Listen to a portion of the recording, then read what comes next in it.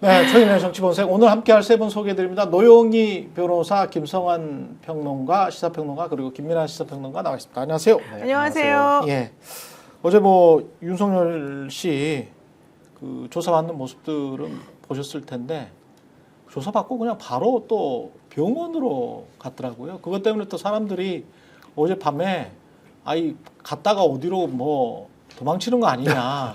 그래서 사람들이 댓글에 난리가 났더라고. 아니 근데 나는 뭐 그동안에 뭐 당뇨가 있다더라, 뭐 못 그 이야기는 많이 걷는다더라, 들었죠. 위험하다더라, 뭐 이런 얘기가 있어가지고 진짜 그런 줄 알았더니 네. 오늘 동아일보 보니까 안과 갔다는데요. 안과? 어. 아 부동시 때문에 아까 부동시가 아닌 것 같고. 고주병인가? 예. 아니 근데 무슨 안과 진료를 그렇게 오래 받나? 저녁 그러니까 밤 9시 10분쯤 돼서 서울구치소로 들어갔다는 거잖아요. 그러면은 헌재에서 나간 시각이 5시가 안 됐단 말이에요. 그러면 교통통제 2시간 치료받았대요. 교통통제 다 하고 움직였을 테니까 수도병원 있는데 기껏 가봐야 30분 안짝으로 갔다고 치면 진짜 말씀하신 것처럼 2시간 반? 3시간을 넘게 거기서 있었다는 얘기가 되는 거잖아요. 그렇죠. 뭔 안과 진료를 3시간 이상 받아? 아이들 뭐 가신 거예요. 김에 뭐 잠도 자고 링거도 좀 맞고 좀 그랬나? 사람들은 유튜브를 봤을 것이다.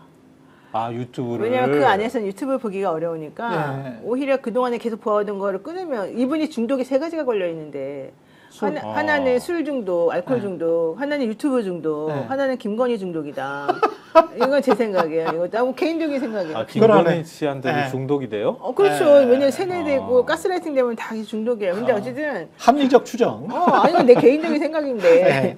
그럴 것 같지 않습니까? 근데 그럴 것 같아. 근데 거기 가가지고 다 3개가 한꺼번에 갑자기 탁 끊긴 거잖아요. 절단이 됐네. 접견도 못하고 술은 네. 당연히 안 줄 것이고 뭐 그러다 보니까 근데 이제 휴대폰은 어디서 나? 그리고 휴대폰도- 성훈이 있잖아요. 성훈이. 수행원들도 휴대폰이 있고 아니 거기 김성훈이 있잖아. 김성훈. 야, 성훈아 너 갖고 와 이렇게 직원들 다 했겠지. 데리고 다니잖아 지금. 성훈아 내 휴대폰 갖고 와? 아니. 아이 자기 아. 휴대폰 못 아무 쓰겠지. 누구나 성훈이 네 상관없어. 휴대폰 갖고 오라고 하면 되죠. 근데 사실은 그러면은 증거인멸이나 이런 것들도 어젠가 한겨레 단독으로 난 거 있잖아요. 김성훈의 변호인과 그다음에 그 본부장 이광우 본부장, 이광우 본부장. 김씨 뭐 다 뻔해줬잖아요. 윤석열 검찰이. 대통령 윤석열 변호인하고 변호인하고 겹치대? 4명 중에 3명이 겹친다는 거 아니에요. 예. 근데 4명 중 3명이 겹치면은 그래 한겨레 기사에도 그렇게 나와요. 이거 조직 범죄에서나 가능한 그러니까 주로 있는 방법이라는 거예요. 왜냐하면 우리 조폭이야. 조폭 두목이 구속이 됐어요.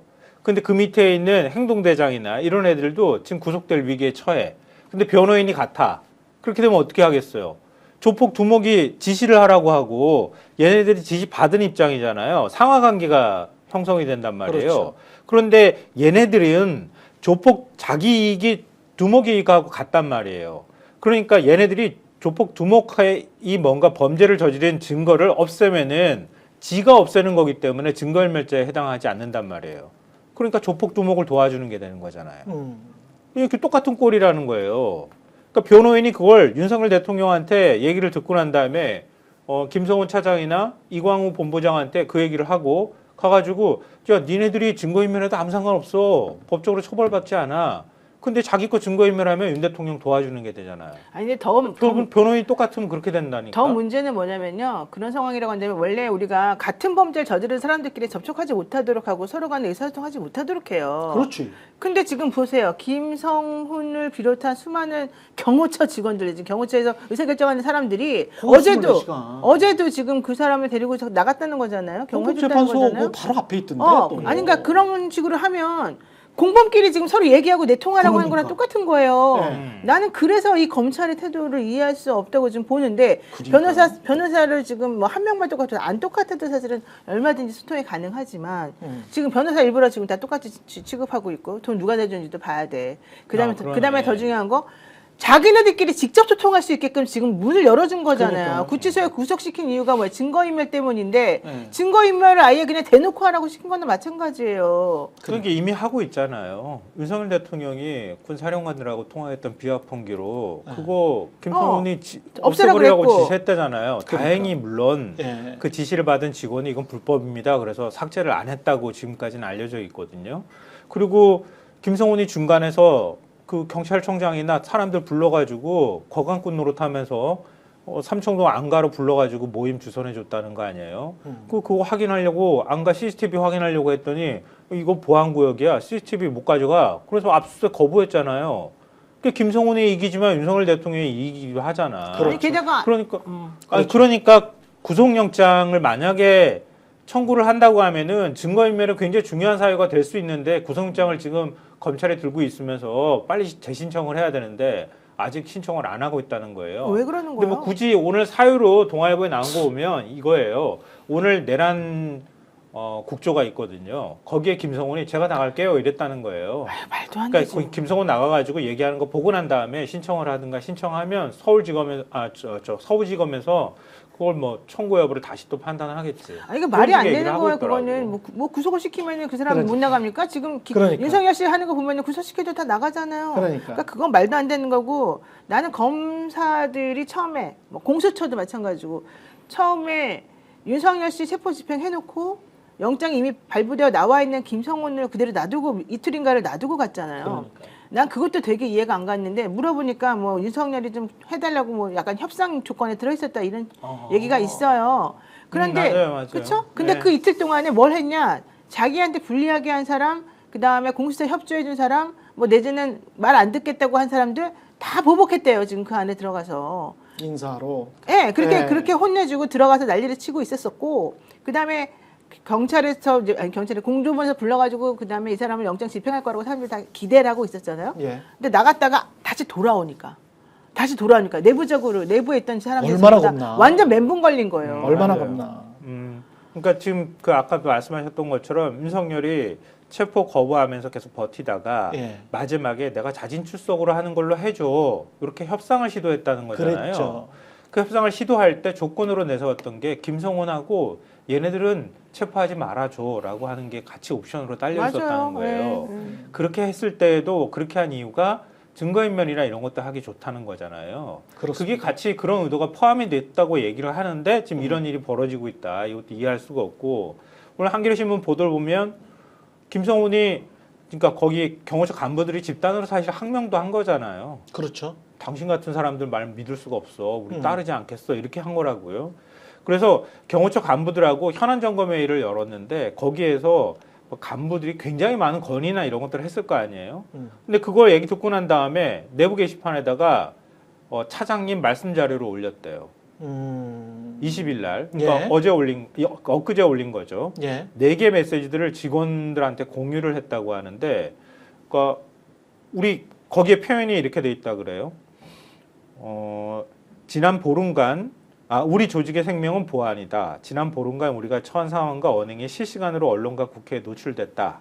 제보로 지휘부를 흔들고 흠집낼 수는 있으나 보안 누출은 우리가 먹는 우물에 스스로 침을 뱉는 것과 같다.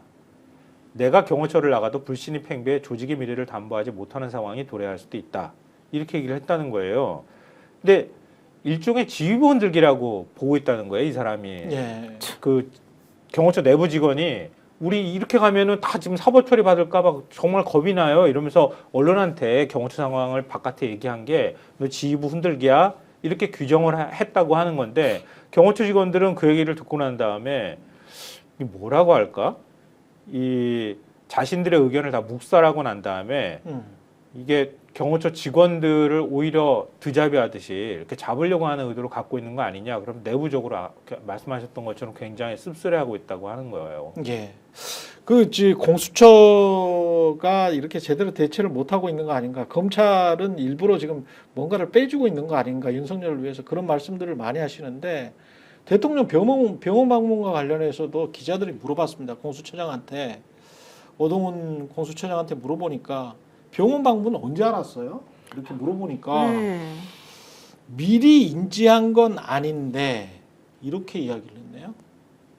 미리 인지한 건 아닌데. 그러면 공수처만 따시킨 거지 뭐. 공수처만 몰랐다는 거예요. 맘대로 경호처에서 윤석열 맘대로 이렇게 할 수 있나? 그러니까 저는 그게 좀 의심스러웠는데 원래는 이 사람이 관리소장한테 오케이를 받아야지만 이게 가능한 일이고, 예. 그러니까 구치소장한테. 구치소장한테. 그 다음에 구치소장은 그냥 혼자 임의로 하는 게 아니고 거기에는 의무과장한테 확인을 한단 말이에요. 법무부가 위에 있지 않습니까? 구치소면? 아니, 당연히 위에 예. 있고 이제 내부적으로는 예. 어쨌든 의무 과장이 음. 거기에 이제 의사들이 상주해 있으니까 예. 이 사람에 대해서는 뭐 어쩌고저쩌고 이제 얘기를 해줘야 되는 거예요. 위험하니까 병원에 가봐야 된다. 뭐 그러니까 이런 우리 식으로. 내부에서 해결할 수 없다. 어, 근데 보통은 막 아주 위험한 병들도 사실은 내부에서 해결할 수 있다 이래요, 보통은. 그렇죠. 근데 그렇죠. 이제 이렇게 예.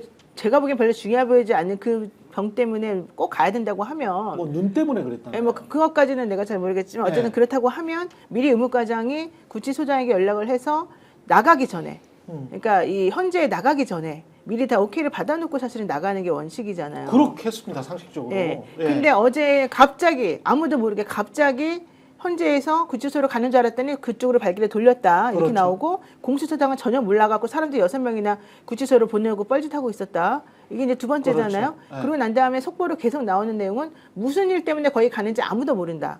그러다가 맨 나중에 구치소 돌아갈 때 나온 뉴스가 뭐 구치소장하고 얘기했고 의무과장도 오케이를 했고 한 달 전부터 아파가지고 의사가 권유하던 건데 이렇게 해요. 이거는 나온 김에 공수처가 자기 조사하려고 대기하고 있는 걸 뻔히 알고 있지. 공수처가 9시 넘으면 못 하잖아요. 이거 자기가 동의 안 그렇죠. 하면. 그러니까 그 시간을 고려해서 일부러 자기가 거기 안 데리고 간 거밖에 안 되고 그러니까 당연히 공수처한테는 안 알리고 딸을 시킨 것이고 이렇게밖에 안 보이는데 그렇다라고 한다면 다 좋다 이거야. 그럴 수 있지 개인적으로. 하지만 여기서 구치소장은 그러면 안 되죠. 구치소장은 공수처장에게 얘기를 해줘야 되죠. 미리 그러네. 얘기를 해줘야 예, 되죠. 예. 사실은 지금 헌재 나가 있으나 이 사람은 이러저러 해가지고 오늘 저녁에 뭘 할 예정입니다. 이렇게 해서 알려줘야 되고 만약에 그게 아니라면 즉흥적으로 결정된 거라면 그 즉흥적으로 결정된 과정이 너무 이상하다는 거예요. 그런 식으로 이루어지는 건 없다는 거예요. 김 대표는 한마디도 안 했어요. 해요. 김영현 뭐 증거인멸 충분히 합리적인데 그렇죠. 그렇죠. 그런 의도일 수밖에 없죠. 말씀하신 대로 그동안의 과정을 보면은 윤석열이 공수처의 조사를 다 거부하지 않습니까? 계속 거부를 하니까 소환을 거부하니까 공수처가 강제인치를 하겠다 이렇게 나오지 않습니까? 강제인치 시도했는데 강제인치 시도하니까 나는 헌법재판소 변론에 다 가겠다 이렇게 주장을 하잖아요. 그리고서는 이 헌법재판소 변론에 갈 것을 준비해야 되기 때문에 지금 변호사하고 얘기를 하고 있어서 예. 그래서 못 간다. 이렇게 버티니까 공수처도 변론을 준비하고 있으니까 그거에 대해서 이제 우리가 뭐 그것까지 침해할 수는 없다. 이런 논리로 이제 반까지 버티다가 물러나지 않습니까? 그리고 나서 이제 헌법재판소 변론하겠다고 간 거거든요. 그렇죠. 그리고 가고 나서도 그 간 어제도 공수처가 지금 말씀하신 대로 강제인치를 위해서 수사관들을 보낸 것이고 헌법재판소 갔다가 돌아오면은 공수처 소환을 하도록 해야겠다. 강제로 데리고 가려고 한 것인데 그것도 무력화시키는 어떤 과정으로서 지금 병원에 간 걸로 보이는 거죠. 이 맥락대로 하면은. 그렇죠. 최소한 병원에 가려고 하면 하루 전에는 이게 절차가 완료가 됐어야 되는 거고 지금 아까 말씀하신 대로 법무부가 결국은 이것을 알고 있어야 되고 법무부가 결국은 이 결정의 과정이나 이런 것들을 컨트롤해야 되는 거거든요. 이 그냥 구치소에 있는 그냥 어떤 사람이 아니라 현직 대통령이지 않습니까? 그렇죠. 현직 대통령의 동선의 문제인데 법무부 장관 정도가 이것은 컨트롤해야 되는 문제죠. 그런데 컨트롤하고 있었을 것 같다는 거지. 그렇죠. 구치소장 보고 받지 당연히 보고를 안 받겠어요. 이 정도 구치소장은 법무부 쪽에다가 교정국에다가 계속 당연히 보고하지. 교정국장한테 이야기를 했을 거고 현직 대통령이 그렇죠? 구치소에 들어갔는데 구치소장이 네. 이런 변화들이 생기는 거를 법무부 장관한테 보고를 안 하면 그럼 어떡해. 그렇지. 더군다나 이거를 현직 대통령이 움직이는데 최상목 대통령 권한대행 모르겠습니까? 네. 다 하는 거예요. 네. 그리고 공수처는 대통령 직속이지 않습니까? 그러니까 이런 사실관계들을 쭉 보면은 공수처한테는 일부러 알려주지 않고 이 윤석열이라는 사람이 공수처의 수사를 받게 되는 그런 상황은 피하자라는 의도가 너무 명확해 보이고 검찰은 어떻게 움직입니까? 앞서도 말씀하셨듯이 이 경찰이 청구한 영장은 반려해버려요. 그 경호처 차장에 대해서. 그렇죠. 반려해버리고 경호처 김성은? 차장은 이후에 경찰이 청구하는 뭐 예를 들면은 이 안전가옥에 대한 압수수색 영장이나 이런 것도 그냥 이런 것도 허가를 해주지 않습니다. 경호처 차장이. 예. 여기는 형소법 110조, 111조에 의하여서 허가가 있을 때만 압수수색을 할 수 있는데 이 CCTV나 이런 것들에 대한 압수수색을 하려고 하니까 안 됩니다. 해버립니다. 경호처 차장은. 예. 그리고 어제 윤석열이 헌법재판소 들어가는데 보면 멀끔하지 않습니까? 상태가. 윤석열 씨가 예. 그렇죠. 예. 이발도 하고 삐끗하게 한 거죠. 예. 초치하고 깔끔하더라고요. 예. 멀끔하잖아요. 헤어드라이 쫙 해가지고 예. 그 머리는 어디서 했습니까? 무스도 발랐어요. 예. 구치소에서 해줬습니까? 머리를? 그 누가 해줬습니까? 헌법재판소에 미리 온 거잖아요. 지금 제 시간에 시간에 딱 맞춰서 온 거 안 온 거거든요. 먼저 왔어요. 어. 어디서 그렇게 때 빼고 광내고 머리는 누가 준비하고 누가 해줬습니까? 제가 볼 때는 경호처나 이런 데서 충성을 다 바치고 있는 거예요, 저 여전히. 옷이나 그렇지, 그런 그렇지, 것들도 그렇지. 다 준비를 했다라고 봐. 경호처에서 해야 될까요? 준비해 준 거지. 그렇죠? 그런 걸 보면은 네. 지금 굉장히 경호처 차장이라는 사람이 충성을 바치고 있는 정황들이 이렇게 나오는 건데 여기에 마샤스도 더불어서 하얗네. 여기에 더불어서 무슨 뭐 뒤에 말씀하실지는 제가 모르겠는데 대통령실 행정관이라는 사람은 문자를 뿌려가지고 여러분 집회에 모이세요 뭐 이러고 있잖아요. 그렇지. 여전히 윤석열을 정점으로 한 윤석열을 지키고 윤석열의 의지를 관철하고 윤석열의 편의를 봐주고 윤석열이 수사를 받지 않게 하고 이런 것들이 다 작동하고 있다라는 게 어제 다 드러났다 이렇게 생각을 합니다. 그러니까 이게 어제 상황을 보면 이제 그림이 이렇게 그려지는 것 같아요.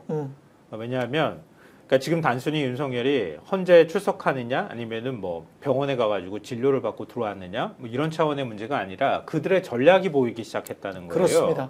왜 명백합니다. 느닷없이 헌법재판소에 나가겠다고 얘기를 했을까? 음. 공수처 조사를 회피하기 위한 방법이다라고 하는 게 한 가지가 보이는 거잖아요. 둘째로는 공수처를 왜 조사를 회피하려고 할까? 저렇게 굳이 뭐 이렇게 묵비권 행사한다면서 왜 이렇게 피하려고 하지? 라고 하는 걸 또 하나 키워드를 해석해 주는 게 김용현이 포고령 1호 작성했던 노트북하고 휴대전화 파쇄하라고 지시해가지고 행정관이 내가 다 부셔버렸어요 이렇게 얘기를 했다는 거 아니에요 검찰에서? 이 굉장히 흥미로운 부분이야. 왜냐하면 포고령 작성과 관련된 물증이 다 사라져버린 거예요. 그러면 포고령 그러면 어떻게 작성했어? 라고 하는 얘기는 김용현 입이나 윤석열 입을 통해서 나와야지 확인이 가능해. 예. 근데 한번 다시 그림을 그려봐요. 지금 윤석열의 가장 큰 혐의는 위헌적인 계엄령을 선포했다는 거야. 그렇죠. 근데 어제 차기한 변호사가 헌재에서 뭐라고 했어요? 하이브리드 전쟁이 위협이 있기 때문에 안보 위협이 생겼어. 이 논리를 들고 나왔어. 예. 그건 계엄령 선포는 통치권에 해당이 되고 굉장히 그 민주당의 어떤 뭐 탄핵 소추라든가 뭐 예산 삭감이라든가 이런 것들은 많이 됐는데 그거 가지고는 지금 구실이 좀 부족하니까 전쟁 위협, 중국의 군사 기밀이 유출, 네. 군사 기밀이 유출된 거야. 그리고 부정선거 이런 것까지 얘기를 하면서 하나의 구성을 하는 거예요. 그러면 계엄령 선포가 통치권에 해당될 수 있어라고 하는 논리를 끊임없이 지금 보강하고 있는 거야. 근데 또 하나의 위헌적인 계엄령 선포라는 것에 아주 빼박인 물증이 포고령 1호였단 말이에요. 포고령 한쪽에서는 포고령 1호 만드는 증거를 다 깨부셔서 없애버려. 증거인멸해. 윤석열은 조사 회피해. 그러면 그거 가지고 얘기할 만한 건 김용현을 지금 헌법재판소에다 불러가지고 얘기 듣겠다고 하는 거잖아요. 그렇죠. 김용현이 말 바꿔버리면은 어떻게 되는 거지 이거? 이렇게 되는 거란 말이야. 부하들에 대한 사인일 수도 있다. 니들이 좀 말을 바꿔주면 이게 근데 말을 아니, 바꿨어요. 예. 진짜 말을 바꿨어요. 그러고 난 다음에 그다음에? 김용현 측에서 예. 뭐 쪽지 입법기구 관련된 쪽지 네. 그 부분과 관련해서 윤석열 김용현이 줬다라고 윤석열은 주장했지. 그리고 내용도 김용현이가 썼다고. 맞아요. 그래서 김용현 측에서도 예. 그렇게 했다고 지금 또 대답을 했어요. 아 그래요? 네. 아 그러니까 이 사람들이 되게 웃기게 돌아가고 있어요 지금 이게. 그러니까 어제 나온 게 재밌네. 어제 헌법재판소 광경을 보면 이 법적 대응이지 않습니까? 어쨌든 헌법재판소 내에서 이루어지는 일들은 그동안 윤석열의 변호인들은 대단히 한심하지 않습니까? 이런 한심한 사람들이 없잖아요. 얘기하는데 제각기 하고 싶은 말 하고 자기들끼리 무슨 회의는 하는지 모르겠어요. 카톡 대화라도 하는지 모르겠어요. 일어나서 그냥 자기가 하고 싶은 말 합니다. 그리고 다른 사람이 얘기할 때 옆에서 자고 그리고 서로 관심 딴 데 두고 있다가 딴 얘기하고. 재판장이 물어보면 관심 안 두고 있다가 대답을 안 하고 아무도 안 하고 자기들끼리 하나도 손발이 안 맞는 모습을 보이는데 어제 윤석열이 나갔지 않습니까? 보면은 윤석열이 나가는 순간 그 법적 대응하는 변호인단의 그 대표 변호인이 윤석열이에요 보면. 예. 윤석열이 거기서 진두지휘를 하고 윤석열이 그 변호인 그러니까 윤석열이 어제 말도 안 되는 얘기를 잔뜩 했지만 가장 우수한 변호사입니다. 거기서 윤석열이. 윤석열이 거기서 최고의 수석 변호사예요. 이게 무슨 말씀을 드리는 거냐면 옆에서 차기한 변호사가 뭐 횡설수설하는데 2024년에 무슨 뭐 얘기를 하는데 툭툭 2022년에 뭐 어쨌다 얘기하는데 툭툭 치면서 그것은 2023년이다. 이것을 고쳐주기도 하고 그다음에 탄핵 소추인단에서 뭐 영상 계엄군 뭐 이거 영상을 틀었더니 거기에 대해서 재판 끝내려고 하는데 잠깐 기다려봐라. 저 영상을 보면은 계엄군이 들어가다가 물러서지 않느냐. 저게 어쨌든 소극적인 어떤 그런 집행을 보여주는 거 아니냐. 이 얘기를 하기도 하고 지금까지 변호인 그 이상한 변호인단이 하지 않은 얘기를 말도 안 되는 얘기지만 역시나 예. 말도 안 되는 얘기지만 윤석열이 막 한단 말이죠. 이게 뭘 보여주는 거냐? 결국은 이 모든 사태의 컨트롤 타워는 여전히 윤석열이고, 그러니까 이 모든 이게 변호가 됐든 증거 인멸 시나리오가 됐든 그 다음에 그 밑에 있는 사람들이 어떤 증언 진술이 됐든 컨트롤 타워는 여전히 윤석열을 중심으로 해서 뭔가 돌아가고 있다. 이거를 어제 보여준 것이고, 그럼 앞으로 헌법재판소에 이 헌법재판소 탄핵 심판에 증인이라든지 뭐 이런 사람들이 나와야 될 거 아닙니까? 예. 지금 당장 지금 노 변호사님이 김용현 전 장관 얘기도 하셨지만 앞으로 군인들도 나와야 되고 뭐 이럴 거 아니에요. 그러면 군인들이 나와가지고 윤석열이 지금도 그런 영향력을 가지고 있는 현직 대통령으로서의 직무정지가 됐지만 윤석열이 그렇게 버티고 앉아서 3년이라고 막 고쳐주고 그다음에 적극적으로 그렇게 앞으로 자기가 셀프 변호를 그렇게 하기 시작하면 과연 그러한 지금 윤석열이 시켰어요. 윤석열이 문을 때려 부수라고 했어요. 윤석열이 국회의원을 끌어내라고 했어요. 이렇게 진술한 군인들이라든가 이런 취지의 어떤 얘기를 해줘야 될 증인이라든가 또는 그러한 증거의 어떤 것들을 얘기하는 또 소추인단이라든가 이런 사람들의 어떤 그런 주장이나 이런 것들이 어떻게 이제 방어가 되겠느냐라고 하는 부분에 있어서 이 윤석열은 그거에 희망을 갖고 있는 거죠. 그래서 이게 물론 헌법재판소에서 먹히지 않을 거라고 저는 봅니다. 안 먹힌다고 보지만 그러한 악독한 어떤 의도 그리고 이런 상황들이 이 드러난 어떤 그러한 광경이었다라고 보는 또 거죠. 어제 먹히지는 않을 거라고 아니, 어제 봐요. 네. 헌재에서 재판관이 계속 물어볼 때 윤석열 씨 변호인단이 계속 한 말이 뭔지 아세요? 예. 23일 김영현 증인신문을 통해서 모든 걸 밝히겠다. 뭐든지 질문을 하잖아요. 그러면 전부 다 김영현 증인신문에서 24일 하겠다. 내일이네요. 네. 그러니까 뭘 지난번에 국무회의 관련된 거 뭐 어쩌고 해라 이제 이것부터 시작해가지고 뭘 얘기하면은 그거는 옛날에 뭐 국회 소추인단에서 이미 사실정황계 왔네요, 어쨌네요 이런 얘기하니까 그건 그거고 당신은 어쨌든 그건 해제 관련된 내용이니까 당신은 그럼 어떻게 하겠습니까? 신청한다더니 하겠습니까? 그랬더니 그거 맞으부터 하겠다 했어요. 예. 그 다음부터는 전부 다 뭐가 뭐예요 물어보면 전부 다 딴 얘기 장황하게 하다가 결국에는 김영현 오면 그때 그걸 확인해서 정리하겠다 이래요. 그렇죠. 근데 그 전에 김영현을 증인신문하게 해달라고 주장했었을 때 그 태도하고 또 180도 달라졌어요. 그러니까 내 생각에는 윤석열 지지자들이 늘어났다라고 한 여론조사가 나오고 그다음에 마치 그쪽 사람들은 전부 다 지금 국민의힘이 민주당을 꺾었다, 이겼다 이런 얘기 지금 계속하면서 탄핵에 대한 얘기가 지금 전부 다 사라지고 있다. 오히려 민주당이 미쳤다고 한다. 민주당이 예. 너무 심하다고 한다. 이 얘기들을 계속해서 하면서 예. 결집해야 된다. 봐라 대통령이 이렇게 나서니까 이제 진실을 밝힐 때가 왔다. 많은 사람들이 우리 쪽으로 돌아서고 있다. 이 메시지를 보내면서 김영현이도 왔다 갔다 사실은 좀 초창기 마치 윤석열하고 반대되는 말 한 것처럼 했다가 그리고 그날 그 23일에 정하기 바로 직전에 있었던 그 재판 16일인가 그때 있었던 재판에서는 서로 막 다투는 듯이 보였는데 어제 나와가지고는요 모든 걸 다 김영현한테 밀어요. 근데 그거는 그냥 미루는 게 아니라 아주 확신을 사서 믿는 마음으로 미루는 거더라고. 내가 그 변호사들의 말하는 태도를 보니까. 예. 그러니까 이거는 그리고 난 다음에 김영현 측에서도 맞다 이런 식으로 나와요. 최상목한테 뭐 쪽지 준 거 뭔가 대통령은 아니었고 뭐 누구는 아니었고 뭐 내가 쓴 거 맞고 뭐 이런 식으로 나와요. 그러니까 이게 자기네들끼리 말은 안 하더라도 앞으로 어떤 방향으로 가야 된다라고 하는 자기네들끼리 계산이 다 쓴 거고 그쪽으로 가면 우리가 이길 수 있다라고 하는 희망을 자기네들이 가지고 있는 거고 본인들끼리는 아까 말한 것처럼 김성훈한테도 뭐 너 알아서 이렇게 해라라고 말한 거랑 똑같이 김영현도 너 봤지? 분위기 어떻게 들어가는지 봤지? 너 말 조심해라. 이래가지고 알았어요. 우리도 그쪽으로 대답해볼게요. 이런 식으로 서로 얘기하는 것 같은 느낌을 제가 딱 받았어요. 그렇죠. 근데 그 굉장히 심각한 문제인데, 그러니까 윤석열이가 계속 헌재를 나가겠다고 하는 건 일종의 내란 선동 카퍼레이드 하겠다는 뜻이거든요. 그렇죠. 선전선동하겠다는 거야. 네. 계속 여론조하겠다는 거예요. 계속 결백함을 주장하는 거예요. 예. 근데 그러는 뒤에 그러니까 윤석열이 뭐 미리 어제 얘기를 다 해버렸잖아요. 김용현한테 일종의 지침을 주는 지침 거야. 주는 거죠. 김용현은 충성도가 굉장히 높다고 알고 있거든, 자기가. 김용현은 그걸로 살아왔던 사람이거든. 그렇죠. 그리고 계엄령도 윤석열 한마디 떨어지니까 다 준비해가지고 자기가 노사원까지 동원해가지고 했다는 거잖아요. 자기 일종의 사주리까지 다 동원을 그렇죠. 한 거란 말이에요. 예. 그 정도 충성도가 있다는 거를 윤석열은 잘 알고 있는 거지. 그러니까 어떻게 말해라고 하는 지침을 이미 줘버린 거랑 다름이 없다. 그럼 김영현 불러가지고 헌법재판소에서 물어보면은 사실은 제가 뭐 적극적으로 나서가지고 중간에서 역할을 했고요. 뭐 윤 대통령은 사실 잘 몰랐고요. 이렇게 얘기를 하면서 대통령을 거쳐서 그냥 내려온 것뿐이라는 식으로 얘기하고 윤 대통령은 결국 김영현한테 속은 사람이 되는 것처럼 얘기를 하는 구도를 만들어갈 거예요. 아니 근데 뭐 헌법재판관들이 그걸 믿겠습니까? 물론 이제 그들의 전략은 그런 거예요. 거기에 이제 속는 사람이 많이 생길까 봐 걱정돼서 하는 예. 얘기인데 그러는 사이에 김성훈이나 이런 인간들은 계속 비화폰 기록이나 이런 거 지울 거야. 그럼 비화폰 통화 기록 싹 지워버리면은 그 다음에 남아있는 건 사령관들의 진술밖에 안 남잖아요. 예. 저것들이 입 맞췄네? 이렇게 나온다고. 그러니까 어떻게 진행하고 굴러갈지가 너무 훤하게 보이는 것들을 지금 하고 있는 건데 그렇죠. 이런 거에 극우 유튜버들이나 이런 사람들, 유튜브들 계속 보는 사람들은 이런 논리들을 전하지 않을 거란 말이에요. 그럼 계속 선동할 거라고. 기본적으로 이제 거짓말들이 굉장히 많기 때문에 지금 어제 했던 말들 중에서도 윤석열 씨는 거짓말쟁인 것 같아요.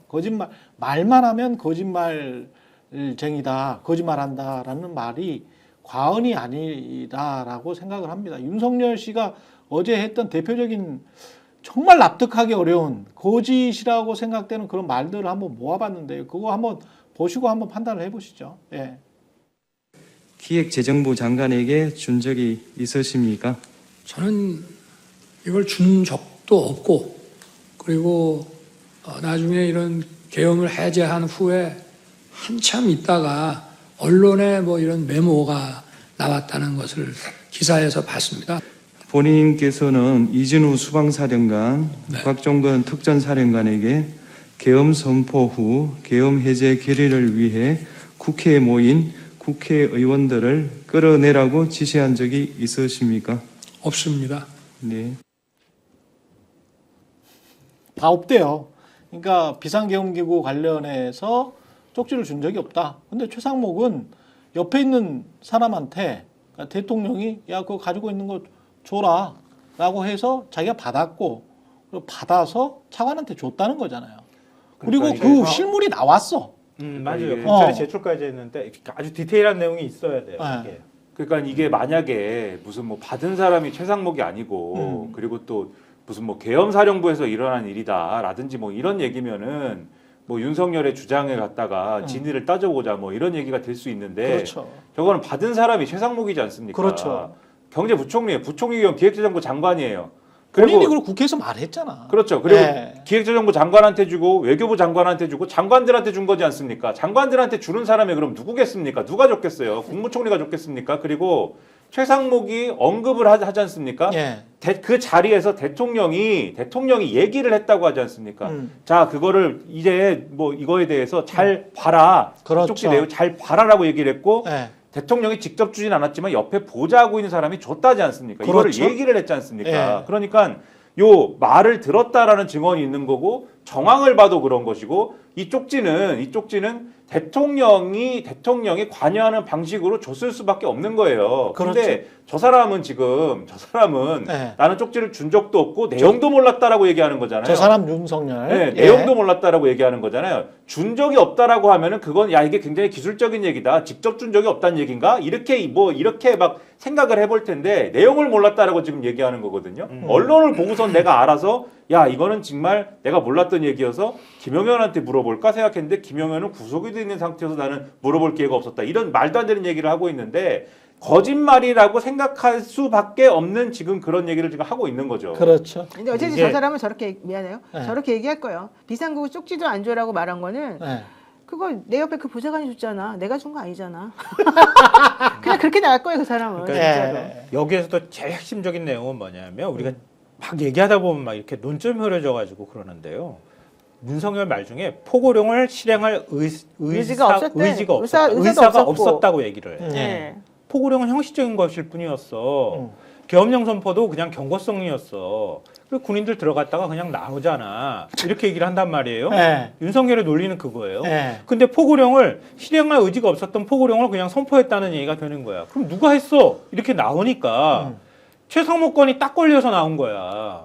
왜냐하면 최상목 문건 안에 비상입법기구 예산 편성하라고 돼 있는 게 그렇죠. 내용이 들어가 있단 말이에요. 예. 근데 최상목도 참 나쁜 사람이야. 대통령한테 책임 못 돌리니까 대통령한테 받았는지 경향이 없어서 누구한테 받았는지 잘 모르겠는데요. 이따구로 말 흐려놨어. 그렇죠. 근데 내가 받아서 주머니에 넣어놨다가 차관보한테 건네줬어. 예. 근데 차관보가 갖고 있길래 나중에 보니까 그런 내용이 돼. 검찰이 달라고 해서 검찰이 제출했어. 이렇게 얘기하는 거예요. 그럼 윤석열이가 작성했는지 윤석열이가 줬는지가 지금 불명확하게 만들어놨잖아요. 근데 김영현 공소장에 보면은 김영현은 내가 긴급조치와 관련한 예산이 필요하다고 판단을 해서 검토하고 난 다음에 그걸 대통령한테 건의를 했고 대통령이 그걸 건네줬다 이렇게 표현한단 말이에요. 어. 그러니까 윤석열이 최상목한테 준 건 맞아. 근데 윤석열은 뭐라고 하냐면은 난 그런 거에 대해서 잘 몰라. 뭐 줬나 안 줬나 기억이 가물가물하네. 그러니까 김용현이 주도를 해서 그 내용 다 만들어가지고 준 건데 뭐 쪽지 하나 주라고 했길래 나는 그때 너무 나도 정신이 없어서 주긴 줬나 잘 몰라 이렇게 나오는 거야. 그랬더니 김용현이 사실 그건 제가 만들었어요. 이렇게 나오는 거예요. 아니 근데 그러니까 논리상으로 제일 핵심 증거가 될 만한 것들을 흐려놓는 작업들을 하고 있는 거야. 그렇죠. 지금. 그렇기는 하지만 막판에 가서는 그러니까 국회 측에서도 그런 이야기를 합니다만 김용현 따로 그리고 윤석열 따로 해야 된다. 그렇게 해야 되는 이유가 김용현 입장에서는 본인이 내란 우두머리 되는 거하고 주요 임무 종사자 되는 거하고는 진영형이 하늘과 땅 차이거든요. 그러니까 그럼요. 본인이 내란 우두머리가 될 수는 없어. 김용현이가 아무리 세상에도? 무슨 뭐 전두환 밑에 있는 장세동 같은 사람이라고 할지라도 지금 이 김용현 처지에서는 그렇게 할 리가 없고 변호인들도 어떤 순간에는 아니 시킨 사람이 있는데 무슨 말 하는 거냐. 그리고 한두 번 만났어 그들이. 사실은 내란 모의를 여러 번 했잖아요. 김용현하고도 이진우하고도 그 여러 번 했지 않습니까? 그러면은 그 술자리에서 무슨 이야기를 했냐, 누가 무슨 주도를 해서 그걸 따로따로 다 물어보면 그게 그러면 김용현이 막 한다고 했는데 윤석열이 그러면 저지를 했니? 뭐 이런 이야기 하나하나씩 물어볼 수 있고 그러면 저는 이런 거짓말들은 다 드러난다고 근데 보고. 증인신문 해보셨어요? 그 증인- 법정에서? 예, 법정에서 안 해봤죠. 예. 나에게 예. 우호적인 증인이 있고 음. 상대방에게 우호적인 증인이 있어요. 그쵸. 근데 보통 나에게 예.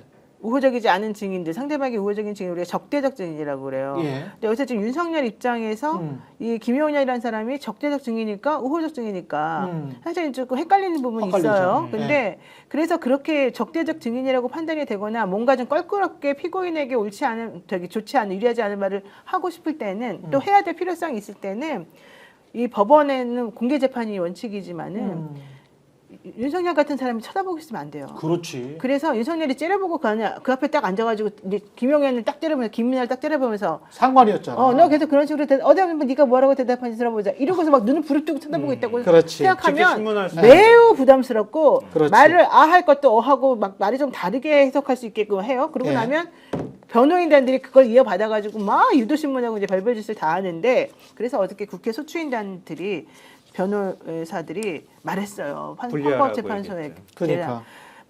분리하니까 이거 바꿔달라. 내지는 이 사람 쳐다보면 부담스럽다. 그랬더니 윤석열 측에서 무슨 소리냐고 절대 못한다는데 이렇게 나왔어요. 그래서 23일 날 자기네들이 영향력을 행사하겠다는 의지가 지금 너무 확고부동한 거예요. 윤석열 측에서. 그 사람의 존재 자체로도 그러니까 가릴막을 가리고 딴 데 가 있어도 사실은 그게 문제가 될 텐데 예. 바로 눈앞에다 쳐다보고 있으면 완전히 배신하기로 작정한 사람 아니면 사실은 제대로 대답을 못 하거든요. 예. 근데 그래서 아까 제일 중요한 거 그거 중요한 거 말씀하셨어요. 확인해야 우리는 돼요. 재수의 딜레마에 빠질 거라고 생각하잖아요. 근데 예. 그렇지 않다. 어. 왜냐하면 어쨌든 내란 수계는 윤석열이 될 수밖에 없는 구조잖아요. 그렇죠. 김용현이 수계가 되면 군사 반란을 김용현이 한 거잖아. 그렇지. 그게 어이가 없는 상황인 건데 말이 안 되잖아요. 김용희 스스로 그럼 대통령이 되려고 했다는 이야기야? 그렇죠. 아, 그렇지. 그렇게 하려고 했다는 거니까. 예. 그건 논리적으로 성립이 안 되는 얘기에 가깝고. 그러니까 김용현은 자기는 어찌됐든 내란 중요임무 종사자가 될 수밖에 없어. 그 한계는 명확하게 잘 알고 있는 거야. 변호인이 얘기해 줬겠지. 그렇지. 그러니까 어떻게 자기가 얘기를 하고 내가 책임을 진다 하더라도 윤석열이 결국은 우두머리라는 생각을 하게 되면 헌재에 가가지고 제가 다 했어요. 제가 다 했어요. 제가 다 했어요. 그렇게 해도 아무 상관이 없는 거야. 어쨌든 자기는 중요임무 종사자로서 어느 정도 역할을 했느냐의 범위에 관한 일일 뿐이지 중요임무 종사자 중에서 제일 핵심 인물이라는 거는 피하기 어렵단 말이에요. 법적 처벌을 피하기 어려워. 그러니까 윤석열이 나중에 가가지고 대통령직을 유지해버리면은 그럼 자기는 그냥 살아나는 거야. 거기에 희망을 걸 수밖에 없는 거죠. 그렇게까지 안 간다고 하더라도 윤석열 측에 도움은 될 수 있겠다. 그러니까 이제 탄핵이 된다고 하더라도 탄핵이 인용돼서 윤석열이 탄핵된다고 하더라도 거기에서 김용현이 했던 어떤 일관된 진술이 계속 나온다.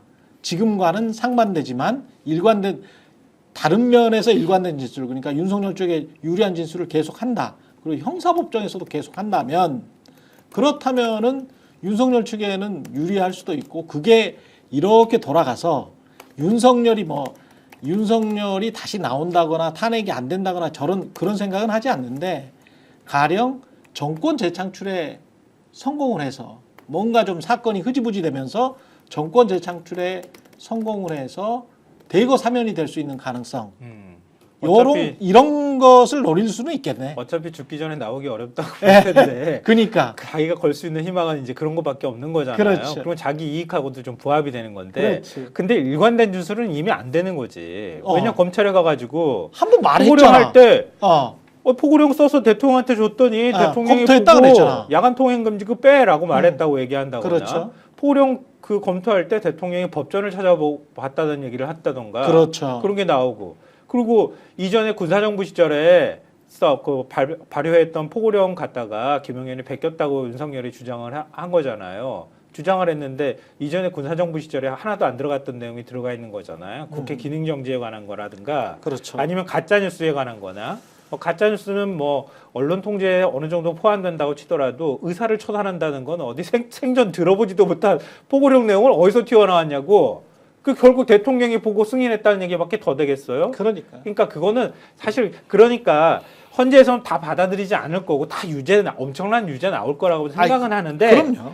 다만 걱정되는 건 아까부터 제가 강조하지만 이게 그럴듯한 논리로 포장이 돼가지고 우리 내란 선동 카퍼레이드 하는 거 보고 사람들이 흥분할까 봐 그게 걱정이 되는 거예요. 디테일한 부분에서 그러니까는 뭐 법꾸라지의 생각을 할 수도 있겠지만 마찬가지로 뭐 먹히지 않는다. 왜냐하면 지금도 이제 국회 문 깨고 들어가서 끄집어내려고 했느냐라고 물었는데 아니라고 하잖아요. 그러면은 특전사령관, 수방사령관 뭐 이런 사람들이 했던 얘기 우리가 대통령한테 직접 연락받아서 뭐 이 전화해가지고 대통령이 끌어내라고 하더라라고 얘기한 그 진술을 그러면은 어떻게 할 거냐라는 거예요. 그러면은 그렇습니다. 그 사람들은 왜 거짓말했느냐? 윤석열 입장에서는 그 진술은 거짓말이니까 그거에 대한 설명이 있어야 되는데 어떤 방식으로 설명을 하냐면은 저 사람들이 정권 바뀔 거를 예상하고 진급하려고 저러는 거다 뭐 이런 얘기잖아요 지금.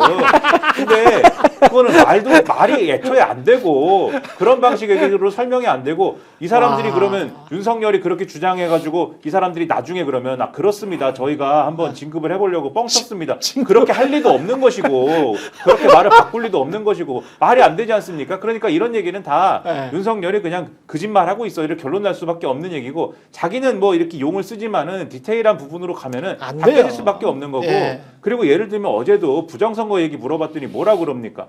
부정선거를 내가 꼭 무슨 뭐 선거가 부정이어갖고 그거를 다 부정선거라는 음모론을 제기한 게 아니고 팩트 체크를 해보라는 얘기였다. 이게 선관위가 점검이 안 되니까 들어가가지고 뭐 어떤 메커니즘에 의해서 이루어지는 것인지 확인을 해보라는 취지였다. 뭐 이렇게 얘기하지 않습니까? 그거를 군대를 동원해서 폭력 비상경험에서 아니 근데 팩트 체크를 하나? 근데 이게 어제 제가 뭐 다른 방송에서도 막 그거를 좀 얘기를 했는데 오늘 뭐 조선일보도 사설을 썼더라고요. 이 내란일보에 준하는 신문인 조선일보라는 이 쓰레기 신문이 사설에다가 또 그 얘기를 썼던데 이 분명히 지난번에 자기 지지자들에게 쓴 편지에 뭐라고 써있냐면은 증거가 너무 많다고 썼어요. 부정선거의 증거가 너무 많다. 그래서 이거는 뭐 지금 이 무슨 뭐 살인범을 잡지 못했다고 해서 살인 현장이 있는데 살인이 아니라고 할 수 없다 이런 얘기를 막 했지 않습니까? 근데 지금 헌법재판소 가서 한 얘기는 그게 아니고 지금 살인인지 아닌지를 확인하려고 내가 지금 군대를 보냈다 이렇게 얘기하는 거잖아요. 뭐 증거가 많다면서요.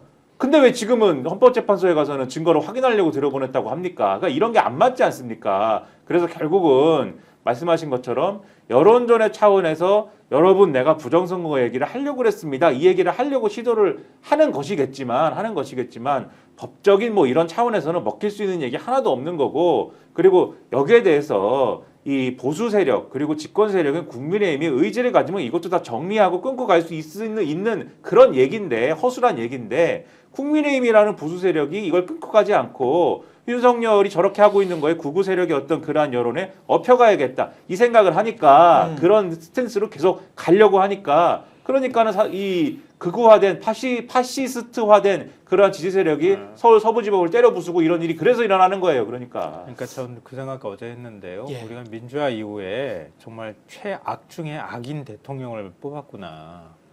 그러니까 거의 진짜 그런 것 같아요. 거의 미꾸라지 수준도 아니고 이건 어떻게 대응할지를 알기 때문에 자기가 저질러놓은 일들을 다시 지금 합리화하고 다시 그걸 새로 쓰는 작업들을 하고 있는 거거든요. 논리를 새로 구성하고. 예, 그 주변에 있는 사람들도 어떻게 그렇게 악하지? 아니 어떻게 이렇게 뻔뻔하고 그러니까 후하고 치는지를 그 변호인들도 역시 양심이 다 없어. 마찬가지인데요. 예, 그러니까 그런 사람들이 모여가지고 계속 궁리만 하는 거야. 이걸 이런 논리로 이렇게 포장하고 그러면은 이게 합리화되지 않을까? 끊임없이 이런 논리들을 만들어가는 작업인 거예요. 거기에 꽤 많은 사람들이 지금 속고 있는 거고 너무 많은 정보가 들어가니까 해석 장애를 일으켜서 윤석열의 말이 그럴듯해 보이기도 하고. 근데 이걸 어떻게 차단할 거냐? 이걸 진짜 우리 사회가 심각하게 고민해야 된다. 근데 아까 내란일보 얘기도 했지만 언론은 밍숭맹숭하고 보수는 어쨌든 MBC나 JTBC 안 볼 거고 예.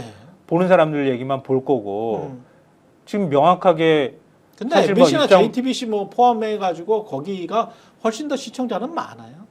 그렇긴 해도 훨씬 많으면 뭐 그리고 하겠어요. 뭐 유튜브까지 포함하면은 훨씬 더 많아. 많기는. 그러니까 예. 이게 여론조사 결과에 대해서 민감하게 민주당 쪽에서 좀 반응하지만 너무 과잉 반응하는 것도 별로 좋지는 맞습니다. 않지만 예. 근데 좀 불안감을 느끼는 게 예. 어찌됐든 그들이 계속 목소리가 커지고 있잖아요. 그게 여론조사의 일부분 반영이 되고 있는 거란 말이에요. 예. 적극적으로 자기네들이 목소리를 내면서 반영을 하려고 노력을 하니까 반영이 되더라는 거야. 그게 순환 논리로 보면 다시 되돌아와서 이미 대한민국의 다수 의견이 돼버렸어. 그들은 그걸 믿어. 지금 대한민국은 이미 우리 손아귀에 들어왔다고 보는 거예요. 그럼 더 확신에 차서 행동하겠지. 더 그 확신에 찬 행동에 반대하는 사람들을 진짜 반국가 세력으로 몰아세워서 없애버려야 될 대상으로 취급하겠지. 그리고 국민정권권 얘기하면서 다 때려부셔도 되지. 이런 논리로 자기네들이 만들어 놓은 판으로 계속 이런 식으로 뭐랄까 순환하면서 자기들의 행동을 합리화하는 작업들을 할 거란 말이에요. 이건 굉장히 오랫동안 후유증을 남길 수 있는 문제이기 때문에 언론도 정신 차려야 된다. 그리고 정말 이런 얘기들이 제대로 나갈 수 있도록 해줘야 한다 이런 생각이 들어요. 예. 계속 뭐 지적을 해 나가면 저는 그래도 여전히 낙관적으로 보고 있습니다. 예. 뭐 한 마라톤도 말이죠. 앞에서 그 본인들 체력에 맞지도 않게 빨리 뛰는 애들은 꼴찌하더라고. 김문수 앞에서 지금 빨리 뛰잖아요. 예? 여론조사로 보면은. 근데 뭐 웰컴입니다. 김문수는 예. 일부러 그랬다는 설이 있는데요. 그렇죠. 예, 예. 윤석열 그럴 수 있지. 감을 네. 잡았을 수 있죠. 얘네가 일부러 그렇게 지금 하고 있다고. 환영합니다. 걱정할 필요 없어요. 예, 환영합니다. 잠시 광고 이어가겠습니다. 인터넷 신규 가입할 때 최대 48만 원, 가입과 동시에 현재 쓰고 계신 휴대폰의 통신사만 변경해도 추가 최대 30만 원 또 갑니다. 정수기 렌탈 최대 30만 원, 합하면 108만 원을 3년마다 받을 수 있는 혜택이고요. 약정 끝나셨다면 꼭 신청하시기 바랍니다.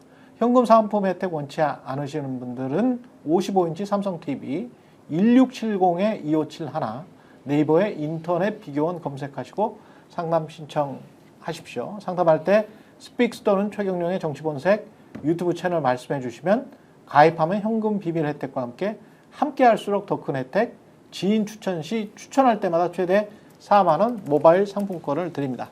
새 이벤트로 혜택 더 드리고 있으니까요. 놓치지 마시고요. 예, 홍삼 가격에 산삼을 드리고 있습니다. 산삼. 전설의 고려산삼의 맥을 잇는 지리산 산양산삼 추출액 순 100%입니다. 이름도 산삼순백. 산삼의 본향, 지리산 800고지에서 농약 한 방울, 비료 한 톨 없이 비바람 이슬 맞으면서 7년을 기다렸고요. 인삼을 산에 옮겨 심은 묘종삼이 아닌 직접 씨를 뿌린 시종 산양산삼을 사용했습니다. 다양한 사포닌 종류와 압도적 함량을 자랑하는 산삼순백 한 박스에는 7년근 산양산삼 30뿌리 분량의 사포닌이 들어있습니다. 꾸준한 품질 관리는 물론이고요. 컴파운드 K 강화로 흡수율도 높였습니다. 온라인 구매 후기 13,000건과 만점에 가까운 평점을 자랑하는 가성비, 가심비 최고 제품입니다.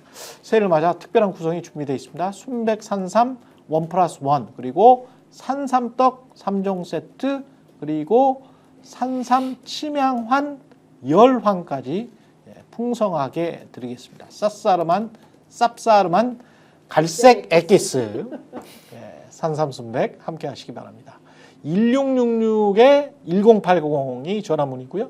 산삼순백은 네이버 검색창에 산산순백 꼭 확인해서 검색해 주시기 바랍니다. 예. 이 사람이 하도 어처구니 없는 말들을 많이 해가지고 이거는 어떻게 보세요? 군인들이 본 청사에 진입을 했는데 그 직원들이 좀 저항을 하니까 스스로 이렇게 나오지 않습니까? 얼마든지 더 들어갈 수 있는데도 이건 궤변 아니고 뭐라 그래야 되지? 이거를 뭐 노상원식으로 말하면요. 네. 잡아다가 벙커에 집어넣어서 네. 야구방망이로 족쳐야 돼요. 그러면 이런 말이 나오나? 그러면 이런 말이 나올 것 잡아 같아요. 족쳐야지 네. 솔직한 자기 얘기를 실토하지 않을까. 네. 그냥 그냥 군인들이 국회의사당의 직원들이 좀 저항을 하니까 스스로 나오는 훌륭한 군인들이었는데 그것과 자기의 계엄 포고령과는 무슨 상관이 있는 거야? 본인이 네. 그러니까 이 얘기를 제가 아주 좀 이제 우스개로 만들면 본인이 그러라고 시켰다는 겁니다 지금. 그 얘기잖아요 지금. 그러니까는 계엄령을 내가 선포할 것인데 군인들에게 네, 살살해라. 질서 유지만을 위한 네. 그러한 이제 군인의 역할을 하고 그렇지만 질서 유지를 위해 국회 창문을 깨부시고 이제 들어가라. 그리고 국회에 들어가서 질서 유지를 위해서? 네, 질서 유지를 위해서 보좌관들이랑 싸워라. 그래서 네. 보좌관들로 하여금 소화기를 뭐 뿌리게 하고 네. 그렇게 해라. 다만 그들이 저항하면은 네. 슬슬 물러나라. 질서 유지를 위해서. 어디까지가 저항이야 그러면? 모르겠어요. 근데 그렇게 소화기 자기가 뿌리기 전까지는 계속 갔다가 소화기 뿌리면 물러나라 이랬나? 네, 그러니까 아니 뭐 그거는 텔레파시로 시켰든지 국회를 위험에 빠뜨린 보좌관들을 막기 위해서 계엄군이 투입이 돼서 그 네. 보좌관들이 국회 안에서 내란을 폭동을 일으켰기 때문에 그 질서 유지를 위해서 유리창을 깨고 들어갔다고 하겠지.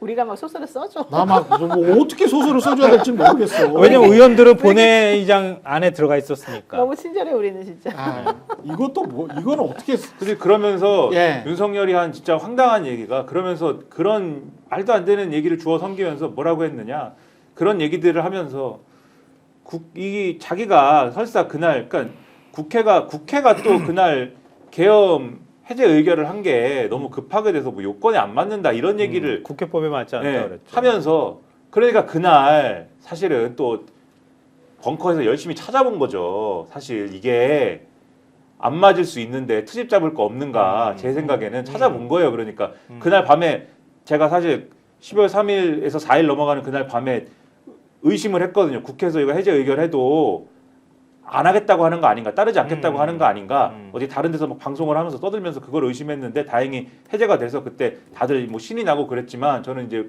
불안하다고 생각했는데 찾아본 거예요. 찾아봤으니까 지금 와서 이런 말 하는 거 아닙니까? 근데 그런 말 하면서 뭐라고 그랬냐면 그렇지만은 그 다음 날이건 언제건 언제든지 국회가 원하면 국회가 아닌 다른 장소에서도 해제할 수 있는 거 아니냐? 그거를 자기가 어떻게 막느냐?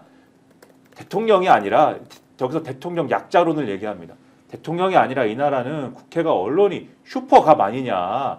그렇기 때문에 이거는 계엄이 쭉 이어질 수가 없고 계엄은 해제를 원하면 해제할 수밖에 없는 그런 구조이다. 그러니까 다 이런 식으로 얘기를 해요. 그러면 왜 비상입법기구는 왜 만들려고 했습니까? 그러니까는 이 쪽지는 내가 모른다라고 지금 하는 거거든요. 아까 말씀하셨지만은 그런 구조의 이런 아주 미봉적인 거짓말들을 하고 있는 건데 근데 이거를 딱 보면은 엄마한테 과자 먹다가 걸린 초등학생이 하는 방식의 어떤 그런 거짓말이지 그런 미봉적인 거짓말이지 재판 받다가 이렇게 얘기하면 판사한테 혼나죠. 일반적인 증인 같으면은 피고인 같으면 그러니까 과자 먹다가 여기 부스러기에다 묻었는데 안 먹었어요. 막 이러면서 이렇게 그렇지. 하던 애가 갑자기 그렇지. 생각이 나는데.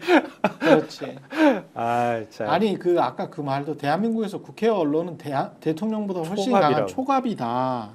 그러니까 이런 사고 방식을 계속 꾸준히 해왔기 때문에 망상에 시달린 거예요. 끊임없이. 아니 그리고 내 자기 뜻대로- 맘대로 거부권 내 뜻대로 행사하고 하고 싶은데 저것들이 계속 막는 거야. 자기 맘대로 언론인들 명예훼손으로 고발해가지고 검사들 시켜가지고 그렇게 된 거 아니에요? 아니 그래놓고 한다는 게 예. 입법기구를 새로 만들겠다는 내용이잖아요. 예. 쪽지를 자기는 부인하고 입법기구가 뭐냐고 되묻고 있으나 결론은 나 이 국회 인정 못해. 국회들 너무 시끄러워. 얘네들 내 말을 너무 안 들어. 얘네 절로 가고 내가 만든 입법기구 하에서 내가 편하게 일을 해보고 싶어. 그게 사실은 자기 의지의 반영이고 그게 바로 이번 개헌의 저는 이유라고 보는 거거든요. 그러면 그 입법기구라고 하는 게 정확히 뭐예요? 근데 인제 와가지고 그게 뭐냐고 물어보니까 나 쓴 거 아니야. 나는 모르는 일이야. 변호사들도 그렇고 이 사람도 그렇고 뭐 하나를 인정하지를 않아요. 정말 비겁하고 구질구질하게 말을 할 수가 없는데 이 사람은 지금 한이 맺힌 거예요. 이 국회의원들, 특히 민주당 국회의원들한테 이거를 그대로 넘어가 줘야 되는 겁니까? 이 거짓말 말도 안 되는 거짓말들 하고 있는데 난 정말 이해가 안 가요. 그리고 예산 국회에 들어간 돈 다 자르고 입법기구에 관련된 예산 다 확보하라 그러고 이건 보세요. 다른 거 볼 필요도 없어요. 선관위도 야 내 맘대로 이게 몽땅 다 돼야 되는데 니네 왜 자꾸 공정하려고 그래? 너 부정선거를 몰아버린다? 결론 이거잖아요 지금. 그러니까 이게 약간 자아분열된 사람들이 보이는 완전 행동이에요. 미쳤어요, 지금. 포고령을 실행할 의지가 없었다고 얘기를 하잖아요. 거짓말을 의사가 아주 그냥 없었다고 그러잖아요. 정말, 근데 김용현은 포고령 위반으로 이재명, 박주민, 그다음에 한동훈 세 명을 체포하려고 그랬더니 검찰에 고발하잖아요. 예. 내가 체포하려고 했었는데 저거 엉뚱한 얘기한다고 그러면서 검찰에 고발했는데 그럼 김용현 포고령은 또 김용현이 실행하려고 했구나. 윤석열이 안 하고. 아유. 서부지법의 사랑제일교회 전도사가 난입한 것 아닌가라는 것과 관련해서 JTBC가 보도를 했는데 사랑제일교회 쪽은 명단에는 없고 우리 공식적인 직책을 맡는 사람이 아니다라고 밝히긴 했어요. 그렇긴 하지만 그럼에도 불구하고 이 사람이 정광훈 씨 스스로 이제 유튜브 채널을 운영을 하면서 사랑제일교회 예배를 집전하는 영상이 올라와 있고 정광훈 씨의 영상이 올라와 있고 일부 개신교 유튜브 채널에서는 이 사람을 사랑제일교회 전도사로 임명됐다라고 한 그런 소식을 언급한 바가 있다라는 거죠. 이 정광훈과 이때 이 난입과 관련해서는 정광훈이 이제 막 부추기고 그랬던 측면들은 분명히 있잖아요. 정광훈 목사 고발 얘기는 제가 당했잖아요. 할게요. 고발. 정광훈 네. 목사 얘기하지 마요. 아니 정광훈이 분명히 이제 부추기고 그런 측면은 있잖아. 정광훈 있는데 목사 그 얘기 해도 돼요? 해가지고. 그 얘기 방송에 해도 돼요? 해도 돼요? 아니 방금 해요. 전에 네. 종합경찰서에서 전화가 왔는데 정광훈 씨가 저한테 명예훼손 그다음에 뭐 모욕 이렇게 해가지고 형사 고소를. 고소를 형사 했어요. 고소를 했대.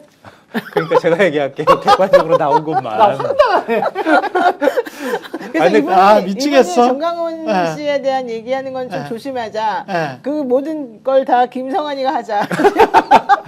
아니 뭐 누가 해도 그 네. 판사실 발로 차고 들어갔던 사람 네. 누구냐 막 이렇게 신원인이 막 궁금했는데 네. 경찰이 긴급 체포를 했다고 하잖아요. 네.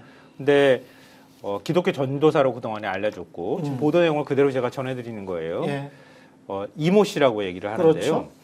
정광훈 목사 사랑제일교회 명도 집행이 있었잖아요. 음. 그때 막 앞에서 화염병 던지고 막 어마어마했잖아요. 영상도 있더라고요. 결국은 명도 집행 못했어. 예. 대법원에서 그 판결까지 났는데도 불구하고 그거 화염병하고 쇠파이퍼 동원할 때 그때 앞에서 가로막았던 사람 중 한 명이었대요. 영상에 있더라고요. 네. 예. 그래서 그 10명이 체포됐었는데 그 중에 한 명이었고 사법 처리까지 받았다고 합니다. 근데 사랑제일교회에서는 이 사람은 교회에 어떤 직책도 맡고 있지 않은 사람이야. 이번에 이렇게 해명을 했다고 하거든요. 그렇죠. 근데 이전에 뭐 영상들이나 이런 것들이 계속 나오기 때문에 정광훈 관련성을 씨는 사랑제일교회 목사가 또 아니라고 그러는 것 같은데? 그래요? 본인도? 우리는 말을 조용히 합시다. 아니라고 그러는 것 말을 같아. 조심합시다. 아니라고 그러는 것 같은데 사랑제일교회와 정광훈 목사가 어떤 관련이 있는지는 모르겠어요. 지금도. 그럼 뭐예요 그러면? 그 그 그러니까 사람은 됐다가 안 됐다 그러는 건가? 나 아. 이게 모르겠어 뭔지. 이 이모 뭐 씨는 어떤 하나님의 하나님의 명을 때문에 받아서 그럴 수도 있을 사랑제일교회를 것 보호해야 된다라는 네. 하나님의 명령을 받아서 거기 가가지고 사랑제일교회도 보호해주고 막 때려부시고 그렇게 하다 구속된 일종의 영웅인 거죠. 그런데 이번에 서부 지법도 가가지고 때려부신 거지 같이. 그것과 사랑제일교회는 관련이 없다라고 이제 사랑제일교회에서는 주장을 그렇게- 하고 있다. 우리 너무 조심스럽게 얘기하는 거 아닌가? 이거 한번 걸려봐.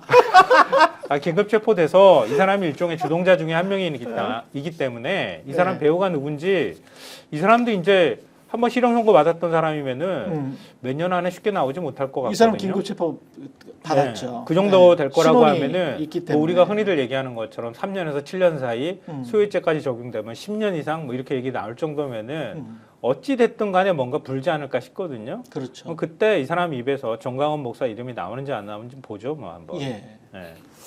알겠습니다. 근데 거기 진짜 상- 청와대 행정관이 예. 이거를 사실은 배우 다 이 예. 얘기 있잖아요. 예. 이거 JTBC에서도 나오고 봉지욱 기자도 계속 얘기한 거예요. 그렇죠. 예. 성사명 행정관. 예. 예. 이름까지 말해버리네. 아니 뭐 나왔던데 뭐 다. 네. 아니 얼굴도 말했는데 나왔죠. 나왔는데 근데 이거 완전히 조직적으로 지금 그러면 정말 대대적으로 이거 파봐야 되는 거 아닙니까?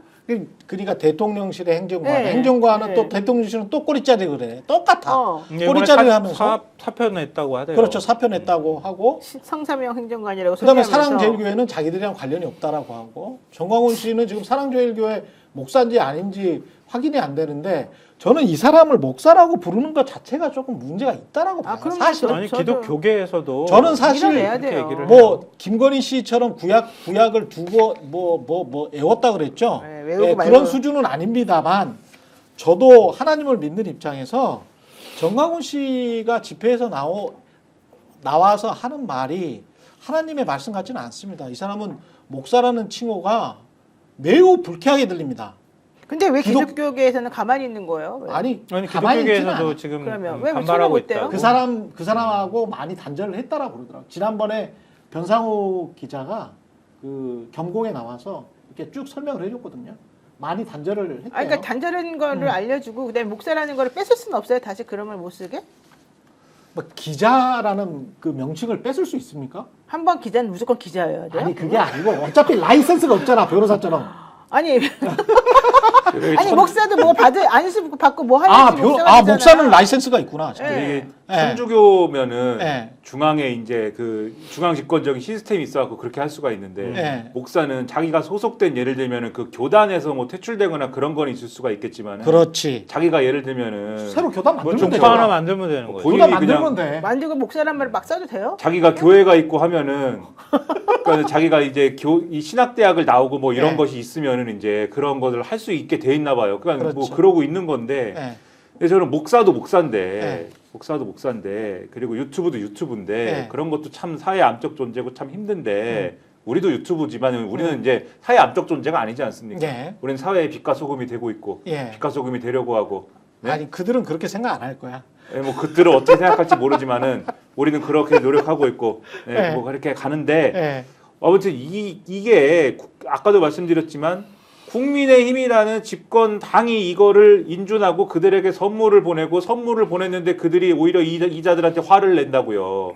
이따위 선물 보내지 마라. 너희들이 윤석열을 위해서 해준 게 뭐가 있느냐. 윤석열을 지켜야 될 때 우리한테 이런 선물이나 보내고 이런 제대로 한 것도 배승희가 한 말 없으면서 아니에요? 배승희? 배승희도 하고 그다음에 몇 명 그런 태도를 그 보이면서 유튜브들, 예. 이거 이전 선물 보내지 마라라고 하면서 그것에 만족해하는 구독자들에게 슈퍼챗을 받고 이러면서 또 벌고 그리고 이제 보도를 또 보면은 그런 게 있다는 거 아닙니까? 국민의힘에 이제 그 헌법재판소 앞에서 집회할 때 국민의힘에 이제 국회의원이 올라갔고 여러분 안전하게 집회를 하시오 이랬는데 그 어떤 사람이 부정선거에 대해서 한마디 해봐라 그러면서 했는데 저는 사이다 발언 같은 거는 제 본분은 아닌 것 같고 이래서 내려갔더니 바로 뒤에 올라온 뭐 유튜버가 이 국민의힘 쓰레기 같은 정당이고 뭐 너희들은 뭐 조중동과 똑같고 이런 뭐 좌파에 물들었고 뭐 이런 얘기하면서 쌍욕을 또 했다는 거예요. 그러니까 극우 유튜브에 끌려가면서 이렇게 극우 유튜브들한테 욕을 먹으면서도 선물을 보내는 국민의힘의 이런 태도 그리고 아까 대통령실 행정관 말씀하셨잖아요. 헌법재판소에 대통령님 오십니다. 문자 보내갖고 여러분 모여주세요라고 문자를 보냈다면 예. 서울 서부지법 때려부신 그날 예. 그날은 아무도 그러면 그 시위하시는 분들에게 문자를 안 보냈습니까? 이 사람 시민사회수석실 소속이었는데 그렇죠. 아무도 문자 안 보내고 아무도 현장에서 뭐 관여를 안 하고 그랬습니까? 대통령실에 의문이 자연스럽게 생기잖아요. 그러면 이거를 관리하고 그다음에 요 시위하시는 분들에게 문자를 보내고 할 정도면 평소에 그거 유튜브들하고 소통 안 합니까? 소통한다고 그 김대남 씨가 다 불었잖아요, 지금. 우리는 불었다고 알고 있지 않습니까? 그러면 아직은 그분만 혼자 있습니까? 조직적으로 움직이는 게 있는 거 아닙니까? 아직도? 의심할 게 한두 개입니까, 지금? 그런 요런 게 박동을 하니까 그거 유튜브의 세계가 더 확장되고 지금 국민의힘의 전체 지지층이 다 극우화 되는 상황이 벌어지잖아요. 제가 그렇죠. 국민의힘 지지층에 이제 정신이 이상해지고 있다가 아니라 이게 우리 편 논리야라는 게 크게 인준이 되면은 우리 편 논리로 따라간단 말이에요. 그렇죠. 하나 이글스가 이상해지면은 이제 그만해. 네, 하나 이글스 팬들이 이상해질 수가 있는 거예요. 예. 그러니까 예. 네. 하나 이것이 이것도- 팬들이 착하다면서요? 예. 그러면요. 그러니까 하나 이글스가 좋은 팀이니까 하나 하나 이글스 이글스는 팬들도 꼴찌를 하더라도 끝까지 그렇죠. 지지를 합니다. 이 엄청 팬들이 착하대. 굉장히 또 네. 훌륭해가지고. 그래서 하나 이글스가 훌륭한 팀이다. 이것도 지금 판단이 어이가 흐려질까 봐 그냥 여기까지. 사실관계만 제가 말씀드릴게요. 그 뭐죠 권영세 비대위원장은 제가 볼 때는 윤석열 대신에 선물한 거다. 윤석열 씨와 그의 배우자 대신에 선물해 준 거나 다름이 없다. 그렇죠. 이렇게 저는 권영세. 생각하고요. 그래서 지금 민주당 김용민 의원이 선관위 질의했대잖아요. 예. 선관위에서 이거 한번 검토해 볼 필요가 있는데 위반 소지가 있어, 법 위반 소지가 있어 이렇게 했다는 거예요. 예. 그게 선거법 112조에서 기부 행위 예외로 규정하지 않는 내용이다라고 이제 선관위에서 보고 있다고 하는 건데요. 예. 112조에는 당 대표가 연말이나 명절에 당 경비를 써서 정당 명의로 중앙당, 시도당 직원들에게 선물하는 행위는 기부 행위의 예외로 인정이 되도록 돼 있어요. 예. 그러면은 권영세 비대위원장이 자기 지구당 위원장이나 이 사람들한테 설 선물 보내는 건 아무 문제가 없어. 근데 유튜브한테 보냈잖아. 문제가 될 소지가 있다고 선관위가 얘기하니까 국민의힘이 뭐라고 반박을 하냐면요. 김용민 의원의 선관위 질의는 누워서 친백개혁이다.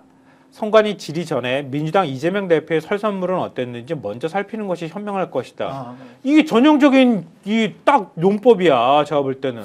이재명 대표가 설 선물을 당원들한테 주거나 네. 당 지구당 위원장한테 주는 건 아무 문제가 없는 거예요. 네. 유튜버한테 줬다고 하면 문제가 되는 거지. 그렇지. 그 이재명 대표도 유튜버한테 줬잖아요. 이렇게 얘기를 해야 되는 거지. 네. 이재명 대표 주지도 않는 설 선물을 가지고 이재명 대표 설 선물 주는 건 문제가 없어. 이렇게 나오는 거야. 그러니까 길에다가 노상방뇨를 한 다음에 네. 너 왜 노상방뇨했어? 그랬는데 오줌은 이재명 대표 싸잖아요. 뭐 이렇게 얘기를 하는 거예요. 계속. 아유, 대박이다 네. 대박. 이재명 세 글자 아니면은 뭐 말을 비유가 못하는 정확합니다. 사람들이. 아니 이재명도 오줌 싸잖아. 이 얘기잖아 그러니까, 지금. 그 얘기 지금. 아, 좋다. 그래. 훌륭한데? 여기까지 아, 제가 좀 약속이 있어서 훨씬 늦었어. 약속이 지금. 있어요? 최경영 정치본색 노영희 변호사, 김성환, 김인하 시사평론가 함께했습니다. 저는 내일 다시 찾아오겠습니다. 고맙습니다. 고맙습니다. 스픽스는 말하는 언론입니다. 대세는 유튜브, 그중에서 스픽스. 좋아요, 댓글, 구독, 알림 설정. 여러분이 저희를 사랑해 주시고 우리가 여러분을 사랑하는 4가지 방법입니다.